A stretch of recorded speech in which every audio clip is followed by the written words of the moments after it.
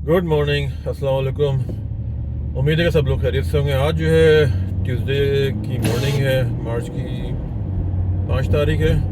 आज की वीडियो हम थोड़ा सा डिस्कस करेंगे कि कनाडा के अंदर रहते हुए आप अपने जो है वो माली मामला जो है, फाइनेंशियल मैटर्स जो है वो किस तरह से आपको सेव करके चलना चाहिए। यहाँ पे क्या है कि असल चीज़ क्या होती है कि आपका क्रेडिट जो है किस तरह का है। क्रेडिट या क्रेडिट स्कोर आप कह लें कि आपकी क्रेडिट की रेटिंग होती है कि जिस पे आपको जो है वो बैंक आपको क्रेडिट कार्ड देता है या आपकी एक लिमिट होती है, उस हिसाब से आपको खर्चा करना होता है और फिर वो आपको पे बैक करना होता है एक डेट की वजह से कि क्रेडिट कार्ड वगैरह दुनिया में जो भी जिस तरीके से लोग लेते हैं। तो मेरा क्या है कि क्रेडिट कार्ड जो है ना वो आप, मेरे तो खैर ये एडवाइस है यहाँ रहते हुए तकरीबन 20 साल तकरीबन हो गए कि क्रेडिट कार्ड जो है ना वो उसको कम से कम उसको यूज़ करें और कोशिश ये करें कि भाई जो भी आपकी परचेजिंग है ना वो डेबिट कार्ड के थ्रू करें। क्रेडिट कार्ड में बस ये फ़ायदा आपका होता है कि 30 डेज़ का आपको टाइम मिल जाता है, लेकिन उसके अंदर क्या होता है कि समटाइम आप जो है वो ओवर लिमिट एक्सपेंस कर देते हैं और आपको पता नहीं होता कि ये भी ले लूँ वो भी ले लूँ, ये तो $3 की है, तो $5 की है। तो उसमें फिर आपका जो है ना वो एक लोन बन जाता है और फिर अगर आप पे ऑफ नहीं कर पाते, क्योंकि आजकल क्या है कि आजकल तो हालात इतने इस किस्म के हैं कि महंगाई इतनी उरूज पर हुई हुई है कि हर चीज़ जो है ना वो आसमान से बातें कर रही है इस वक्त। और किसी टाइम पे $100 की एक बड़ी वैल्यू होती थी। आज तो जो है ना वो $100 में जो है ना वो एक बैग ही आता है। इतनी मतलब महंगाई हो चुकी है कि एक 10 किलो आटे का जो बैग है वही मतलब 20 से $25 का हो गया इस वक्त, जो किसी ज़माने में भी क्या कुछ साल पहले की बात है जो $8-10 का आता था। तो उसमें क्या है कि मतलब आप अपनी जो शॉपिंग्स वगैरह जो है उसको लिमिटेड करें और क्रेडिट कार्ड का इस्तेमाल जो है ना वो कम से कम करें। कैश में क्या होता है कि ये कैश या आपका जो डेबिट कार्ड है उसमें क्या होता है कि आपको अपनी लिमिट पता है कि जनाब मुझे जो है ना मेरे बैंक अकाउंट में इतने पैसे हैं और मुझे जो है वो उस हिसाब से खर्चा करना है। क्रेडिट कार्ड में क्या आपकी $5,000 की आपकी लिमिट है, तो आप जो है ना वो सोचते हैं कि भाई ये तो कोई मसला ही नहीं, महीने का टाइम है, मैं जो है इसको भर दूंगा। लेकिन क्या है कि फिर वो जब आपका बिल आता है तो फिर अब आपके पास या पैसे नहीं है या आपके किसी और काम में खर्च हो गए, तो फिर वहाँ से है ना you are start paying interest के बाद फिर आप मिनिमम पे आ जाते हैं। मतलब आपका पैसा जो है ना वो सब गार्बेज होना शुरू हो जाता है।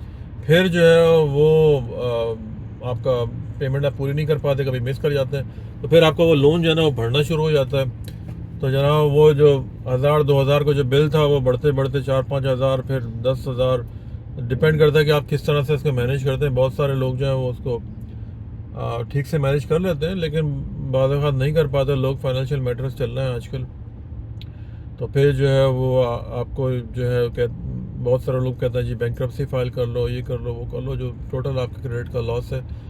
बैंक्रप्सी करने के बाद आपको कुछ मिलेगा नहीं, मतलब आपकी रेटिंग ख़राब हो गई तो आपको बहुत अरसे के बाद जब आपको दोबारा यहाँ पे क्रेडिट काउंसलर्स होते हैं जो आपका डेट जो है उसको ठीक करते हैं, लेकिन बार वो भी चार्ज करते हैं उसका। तो इन सब चीज़ों से अवॉइड करना ज़्यादा बेहतर यही है कि मतलब आप अपनी लिमिट में उसको शॉपिंग करें।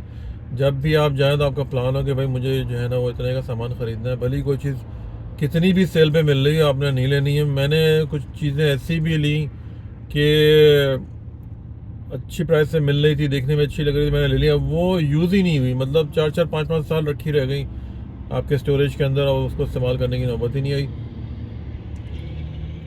बस ये हुआ कि जो ये अच्छी चीज़ है और प्राइस अच्छी मिलनी, ठीक है प्राइस अच्छी मिल रही थी उस तक, लेकिन अगर आपका यूज़ नहीं था उसका क्या करेंगे।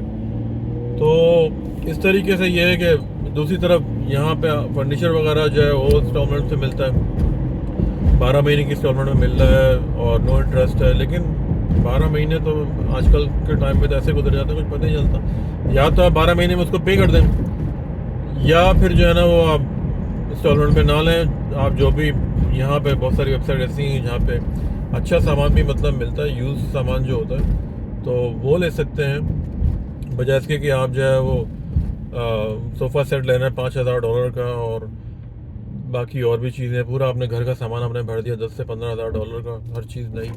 लेकिन जब किस्तों में देने में बात आई तो फिर आप बैकअप करके आपके पास इतना पैसा नहीं है, फिर वो जो सामान था वो आपका वापस चला जाएगा या रिपोजेस हो जाएगा, गाड़ी ले लेते हैं, गाड़ी की इंस्टॉलमेंट नहीं भर पाते, ये सब चीज़ें। मतलब आम इंसान काम वो करे कि रात में जो है ना वो सुकून की नींद सोए, भले कम कम कमाए, कम खर्च करे, लेकिन ये कि दिखावा ना करे। इसीलिए दिखावा जो है ना वो उसको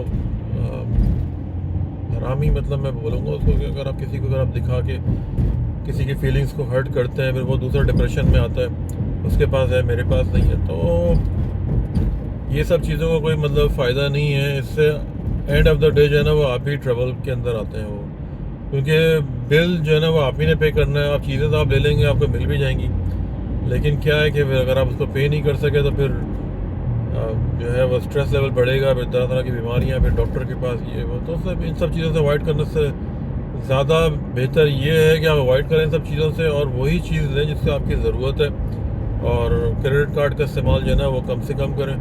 मैंने एक दो रेडियो पे अक्सर ये क्रेडिट काउंसलर वगैरह का प्रोग्राम आते हैं जिनका क्रेडिट ख़राब हो जाता है, तो जिनके ऊपर डेट चढ़ जाता है, जिनके ऊपर लोन चढ़ जाता है, तो वो ये कहते हैं जनाब आप जब भी आप शॉपिंग जाए अपना क्रेडिट कार्ड अपने घर पे छोड़ के जाएं।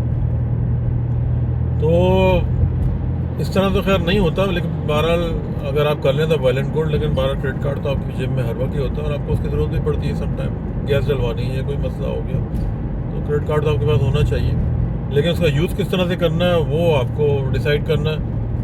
तो जो नए आने वाले लोग हैं या जिनका है वो जो है ना वो ज़्यादा इस चीज़ की कोशिश करें कि भाई अगर आपकी सैलरी इतनी है और आप इतने लोन वगैरह पे कर सकते हैं, बहुत अच्छी बात है, मतलब आप यूज़ करें जितना आप कर सकते हैं यूज़। लेकिन ये अगर आपकी सैलरी लिमिटेड है और जैसे कि आजकल के हालात हैं, हर चीज़ की प्राइस जो है वो आसमान से बातें कर रही है, तो इसमें जो है ना ये इसका यूज़ ना करें तो आप बहुत सारे मामलात में आप बचे रहेंगे। तो बस ये छोटा सा ब्रीफ, ये छोटा सा इंट्रोडक्शन था कि कनाडा में आजकल महंगाई जो है बहुत ज़्यादा हो गई है, हर तरह के मामलात हैं, हर चीज़ पे प्राइस बढ़ चुकी है, और ज़रा ज़रा सी चीज़ लेने जाओ तो $100 $150 को कोई ऐसा आराम से बिल बन जाता है। तो अब उसमें ये है कि अब आपको मज़ीद काम करना पड़ेगा, काम के मामलात भी इतने कोई अच्छे नहीं हैं यहाँ पे इस वक्त।